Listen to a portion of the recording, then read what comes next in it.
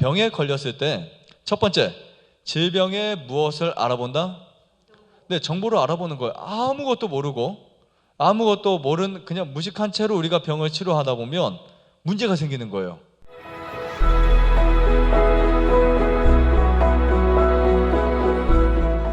어떤 문제가 생길까요? 그것을 대처할 수가 없어요. 그리고 어떤 병을 사람들은 이런 방법 저런 방법 있고 또 그 사람마다 다 데이터가 다른데 사람마다 혈액의 양이 다르고 키가 다르고 나트륨이 다르고 몸 안에 있는 거 대사 활동이 다 다르고 리듬이 다 다른데 그것을 뭔가 그렇게 약물이나 어떤 치료를 가지고 한 가지로 한다는 것은 되게 무모하기도 하고 위험하기도 해요.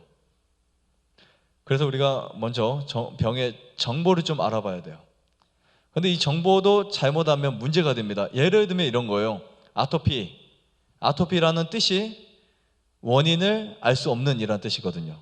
그럼 아토피에 걸렸으면 병원에 가서 우리가 아무리 뒤져보셔야 여러분 정보를 뒤져보셔야 고작 나오는 말은 항생제 아니면 스테로이드 그래서 그것을 저항하게 만들어요. 이런 문제의 발단은 그 아토피라고 하는 이 질병을 자가 면역 시스템의 문제에서 왔다라고 인식을 하고 그 자가 면역에 대한 문제를 해결하기 위한 방법으로 사용을 해요. 그 유방암도 어떻게 우리가 이해해 오죠? 호르몬이 그 음성, 양성 다 있잖아요. 그 3중 음성 이런 것들. 그러니까 호르몬의 변화에 따라서 그 호르몬을 억제시키고 여성 호르몬이 분비가 그렇게 많이 안 되게 하기 위해서 남성 호르몬을 넣고 남성은 또 여성 호르몬을 넣어서 중화를 시켜버리죠. 그러니까 이런 치료들을 받다 보니까 뭐가 생기냐면 진짜 문제가 생기는 거예요. 예를 들면 여러분들이 호르몬 치료를 받는다. 그럼 거기서 끝나는 게 아닙니다. 병원에서 치료라고 하는 거는 그 부위, 그 부분을 상처를 고치고 회복시키는 치료인데 그러다 보면 그것을 치료하기 위해서 뭐가 망가지냐면 간이나 신장이 망가지는 거예요. 막 몸이 붓고 그래서 이제 전이가 되고 하는 겁니다. 그래서 우리가 이런 정보를 잘 알아야 돼요. 잘못 알면 어떻게 하면 내 면역이 미쳐가지고 나를 공격하지? 이런 생각을 안 하시게 되죠. 보통 우리 자가 면역 질환들에 보면 베체스, 쇼그렌 그런 거 많죠. 아토피, 신장염 등등 이 자가 면역성 질환이라고 하는 것들이 내 면역이 미쳐서 나를 공격한다라고 이해하게 되면 답이 없어요. 진짜 답이 없습니다. 이렇게 모든 질병들을 접근하는 방법에 따라서 여러분들이 약을 쓸 것인지 자연 치료할 것인지 아니면 천연 치료를 추가할 것인지 여기에 이제 결정을 하시는 거예요. 그래서 오늘 강의는 정말 여러분들에게 정말 중요한 강의라고 생각이 됐는데 강의를 통해서 여러분들이 스스로 행동의 주체가 되시기를 꼭 바랍니다. 자, 두 번째 보시면 증상을 이제 잘 판단하는 거예요. 증상. 내 몸에 무엇을 판단한다? 증상을 판단해야 돼요. 너무 예민해져도 안 되지만 너무 무뎌도 안 돼요. 그러니까 우리가 보통 건강 염려증이 있고 극적으로 또 한쪽엔 너무 그냥 무시를 하는 경향이 있어요. 네, 그냥 참고. 근데 사실은 참는 게 아니에요. 약을 먹는 거지. 맞죠? 그냥 뭔가 문제가 생기면 그 문제를 약으로 해결하잖아요. 머리가 아프면 판피린, 소화가 안 되면 겔포스 같은 거, 아니면 또 두통이 이렇게 진통이 오면 타이레놀. 이렇게 해서 뭔가를 그냥 약물로 해결하다 보니까 몸의 증상은 그대로 남아 있어요. 그것만 감춰버린 거예요. 그런데 우리가 그 약물로 해결하기보다는 이 증상이 왜 생겼을까 하는 원인을 찾으셔야죠. 그 원인을 찾는다면 원인만 바꿔버리면 해결이 됩니다. 자, 그 다음 세 번째, 자연치유에 무엇을 적용한다? 기본을 적용한다. 네. 이거 정말 주의해야 될 부분이에요. 그냥 자연치유의 기본은 아무것도 하지 않고 예를 들면 초소 찜질해서 낫는다. 네, 마사지해서 낫는다. 아니면 무슨 프로폴리스 먹어서 낫는다. 이렇게 하면요 진짜 큰일 납니다. 이것도 답이 없어요. 병원 치료보다 오히려 더 무서운 것이 잘못된 정보로 인한 사고방식이에요. 그렇게 사고가 형성이 되잖아요. 그러면 그 사람은 그게 자기의 뭐가 되는 거예요. 그게 자기의 그 질병을 치료하는 근거도 없는 그 부분이 이제 그래서 그거 안 하면 큰일 날 것 같아요. 그거 안 하면. 근데 사실 자연치유의 기본을 적용하게 되면 사실요 여러분들이 부가적인 것들을 안 해도 상관없어요. 우리가 차를 타는데 마티즈를 뽑았어요. 마티즈를 뽑는데 이 옵션에 따라서 가격이 800에서 1500까지 가 이제. 그런데 사실 그 옵션은 없어도 탈 수 있어요. 그죠? 네. 그냥 차를 굴러다니는 걸로만 생각하는 사람들에게는 옵션이 없어도 차는 탈 수 있다. 그죠? 없어도 서울 가는데 부족함이 없고, 뭐 그냥 톨게이트 가다가 뭐 내면 되고, 아니면 뭐 히터 따뜻한 거 없으면 그냥 옷 따뜻하게 입으면 되고. 근데 좀 더 편리하게 가려고 하니까, 네. 그러다 보니까 옵션 하나하나 추가하다 보면 차값 못지않게 거의 이제 빵빵하게 차면은 그런 게 들어가는 거예요. 마찬가지로 자연치유의 기본이 있고 옵션이 있는데, 솔직히 여러분들이 하는 수많은 이런 것들이 옵션이 될 수 있어요. 제가 수치료를 잘못해서 암이 뭐 거의 계란만한 암이 주먹보다 더 커진 거 봤어요. 그래서 이 천연 치료를 할 때는 반드시 지혜와 경험이 필요합니다. 똑같은 위치의 암인데도 어떤 사람은 이 방법으로 해서 잘 될 수 있고 어떤 사람은 이거 해서 커질 수도 있어요. 그러니까 뭐 그 핫앤콜 들어보셨어요? 뜨거운 물과 차가운 물을 수치료하는 거, 이제 제가 다음 시간에 수치료에 대해서도 강의를 할 건데, 그것도 역시 이분은 수치료를 하지 말아야 될 사람인데 수치료해서 암이 이렇게 막 커진 거예요. 그분은 뭐를 했어야 되냐면 수치료가 아니고 수치료를 했어야 돼요. 그래서 여기 오셔가지고 1달 만에 커진 암에 수치료를 바꿨더니 암이 다 줄어버렸어요. 한 달 만에.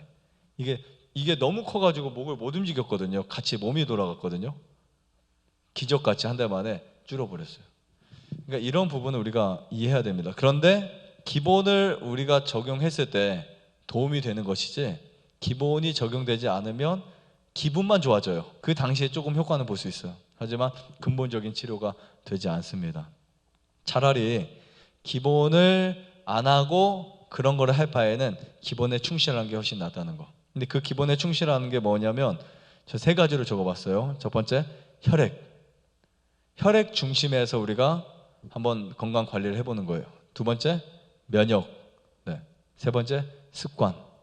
이 부분을 기본적으로 여러분 틀을 잡아 놓으셔야 됩니다.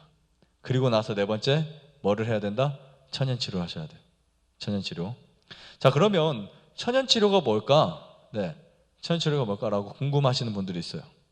이 천연치료의 특성과 이 천연치료가 무엇인지를 제가 같이 좀 설명을 할게요.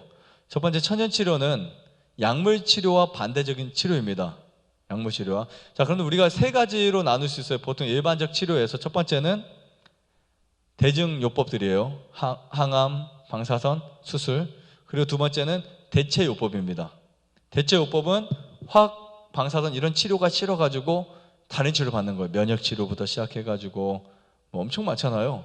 대체요법들 무슨 그 온열 치료부터 시작해서. 3번째는 자연치유예요. 그러면 천연치료는 자연치유 안에 들어가는 것이지 대체요법이 아닙니다. 천연치료란 첫 번째, 화학적이지 않아야 됩니다. 일반적으로 우리가 보통 이제 약물치료를 보면 그게 되게 독성 물질이 많거든요. 그러니까 어떻게 보면 그 약물치료 자체가 병을 치료하는 것 같지만 제2차 독성을 만들어내요. 항암제든 방사선이든 2차 결함을 만들어내요. 그게 문제가 되는 거예요. 그래서 암 환자의 대부분이 암 때문에 죽기보다는 항암치료로 죽는다, 이 말까지 나온 거죠. 항암치료로. 그러니까 암에 안 걸린 사람에게 계속해서 항암치료를 하잖아요. 암이 걸려요. 그 쥐에게 실험을 해봤어요. 2번째, 인체 자체에 무엇을 도와준다? 네, 면역을 도와주는 거예요. 그러니까 우리 몸에서 사실은 어떤 병이 생기거나 문제가 생기면 인체 스스로가 활동할 수 있도록 그 시스템이 열려요. 그런데 천연치료는 인체 자체의 면역이나 인체 자체의 어떤 힘을 무시하는 게 아니고 도와주는 거예요. 약물은요, 약물은 인체 자체 힘을 무시하는 거거든요. 이 말은 뭐냐면 내 몸이 충분히 일할 수 있고 싸울 수 있는데 너 안 해도 된다고 무시하고 약물이 와서 조절해 주는 거예요. 그 조절이 혈관, 신경, 그 다음에 소화, 모든 걸 다 조절하잖아요. 그죠? 약물이다. 그래 보니까 우리 몸이 뭐가 될까요? 바보가 되는 거예요. 그러다 보면 몸은 의존하게 돼요. 그 의존이 이제 보통 우리가 당뇨, 인슐린을 계속 하다 보면, 사용하다 보면 인슐린 의존성 환자가 되는 것처럼요. 그런데 천연치료는 그 모든 치료 하나하나가 몸 자체의 면역을 도와준다라고 보시면 됩니다. 세 번째, 인체에 무엇이 생기지 않는다고요? 내성이 생기지 않아요. 그래서 오래 해도 내성이 생기지 않습니다. 네 번째, 인체의 증상에 따라서 하는 치료예요. 어떤 증상이 나타날 때마다 이렇게 할 수 있고 저렇게 할 수 있고. 다섯 번째, 있는 곳에서 활용하여 할 수 있습니다. 예를 들면 뭐 아프리카 오지 가도 할 수 있고요, 한국에서도 할 수 있고, 가정에서도 할 수 있고, 학교에서도 할 수 있고, 뭐만 있으면, 재료만 있으면. 네. 질병에서 살아남는 방법, 저는 이렇게 생각을 합니다. 질병의 원인이 무엇이다? 네, 노폐물이다.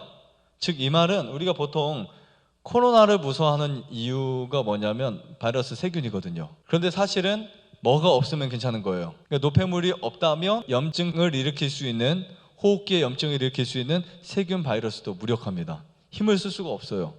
그래서 감기에 잘 걸리는 사람과 감기에 잘 안 걸리는 사람이 있는 거예요. 그래서 우리는 이거를 알아야 돼요. 원인이 없는 무엇은 없다? 질병은 없다. 모든 질병은 다 원인이 있는 거예요. 그러면 답이 간단해집니다. 원인이 있기 때문에 무엇을 해결하면 돼요? 지금까지 우리는 뭐를 해결해 왔죠? 결과를 해결해 왔어요. 결과. 병 이름을 해결해 오고 병의 결과, 우리가 생긴 어떤 결과를 해결해 옵니다. 그러니까 병원에서는 우리가 보통 치료하고 또 맛있는 거 실컷 먹고, 치료하고 실컷 먹고, 그러다 보니까 또 생기고 또 재발되고 하는 거예요.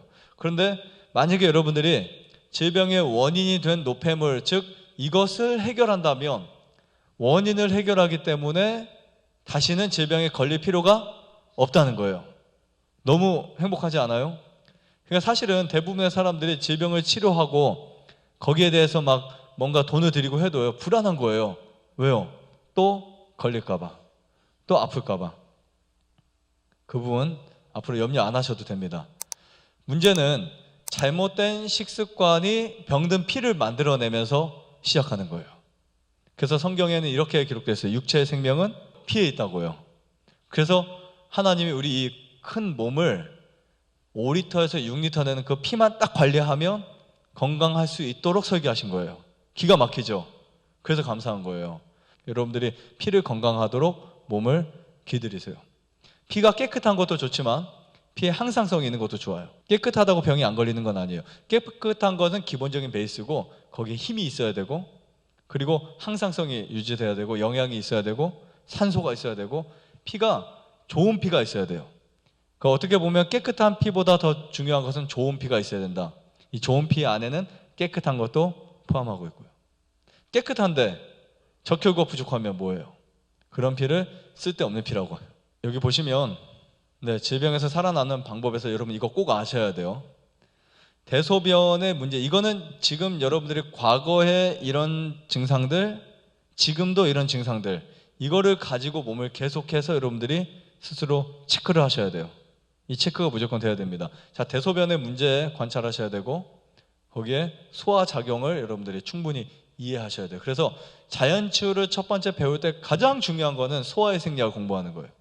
소화의 생리학. 소화의 생리학을 공부하다 보면 어떤 음식을 먹어야 되고 어떤 음식을 피해야 되고 그것을 알게 됩니다. 그러다 보면 우리는 자연스럽게 영양에 대한 그 학문에 접근하게 되겠죠. 두 번째는 통증이에요. 인체에 일어나는 모든 통증인데 여기에는 두 가지 현실이 있습니다. 한 가지는 통증을 어떻게 받아들이냐, 두 번째는 통증을 어떻게 대처하느냐. 자, 그 다음에 여기 보시면 세 번째, 피로. 대부분의 사람들의 피로가 오후에 막 몰려와요. 이거는 인체 에너지가 소비되고 나서 옵니다. 근데 이거를 이제 착각을 하게 되겠죠. 이게 피로인지 피곤인지. 근데 정상적으로 우리 몸이 이 멜라토닌과 시차에 적응하면 한 8시, 9시쯤 되면은 피곤함이, 노곤함이 생기게 돼 있어요. 이건 정상입니다. 그래야 막 졸리고 잠이 쏟아져야 되고, 그러면 잠을 딱 자면 몸이 회복이 되는데, 그런 증상들을 우리가 이해를 못하고 자꾸 어떻게 해요? 이것을 각성제라든지 여러 가지 뇌를 환각시키고 뇌를 잠재우게 만들어요. 그래서 몸이 깨어나도록 만듭니다. 이러면 큰일 나는 거예요. 분명히 8시, 9시에 졸렸는데 그 사람이 가만히 보니까 11시, 12시, 1시까지 게임을 하고 있어요. 거의 그렇지 않아요? 드라마 보고 하면 보면은 잠이 싹 달아나가지고 다 보잖아요. 그것은 이미 몸이 엄청 망가지고 있다는 거예요. 이미 졸음이 왔을 때 졸음을 참아내면서 뭔가를 하는 거, 커피를 마시고 한다든지 아니면 찬물을 먹고 잠을 깬다든지 막 그러면서 잠을 깨서 하는 것은 몸에 이 뭔가를 굉장히 망가뜨리고 있는 거예요. 그 다음에 상처, 낫지 않은 상처, 염증 이런 것들 되게 중요합니다. 자, 증상을 치료하는 천연 치료를 보면 우리가 보통 병은요, 증상이 시작된 다음에 병이 됩니다. 때로는 그 증상을 우리가 병으로 이해할 수도 있어요. 예를 들면 혈압은 증상이지 질병의 이름이 아니거든요. 혈압이 왜 생길까요? 혈관이 좁아지니까. 왜? 중성지방, 콜레스테롤. 그러니까 그 지방질을 과다하게 섭취하니까 혈관이 줄어들면서 혈관에 부딪히는 혈액의 압력이 가해지는 그 압력이 높아지는 거예요. 그런데 지금 이 증상을 치료하는 이 천연 치료를 보면요, 우리가 알고 있어야 될 게 있어요.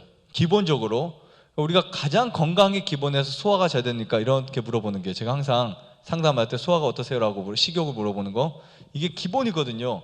우리 몸에 병이 있거나 몸에 문제가 생기면, 물론 병이 있어도 식사 잘 하시긴 하지만, 네, 그 문제가 아니고 점점 몸이 나빠지는 문제가 생기면 식욕이 떨어지거든요. 그러니까 지금 내 몸에 암이 있어도 그 암이 되고 있다는 몸은 식욕이 좋은 거예요. 근데 지금 소화가 안 된다라는 말은 몸에서 그것을 해결하지 못하는 거예요. 흡수하지 못하는 거예요. 그만한 양분을. 그러니까 여러분들이 소화가 안 되거나 손발이 차거나 두통이 있거나 피로가 쌓이거나 인체에 노폐물이 쌓일 때 반드시 원인을 해결해야 되고 그 증상을 고쳐주셔야 돼요.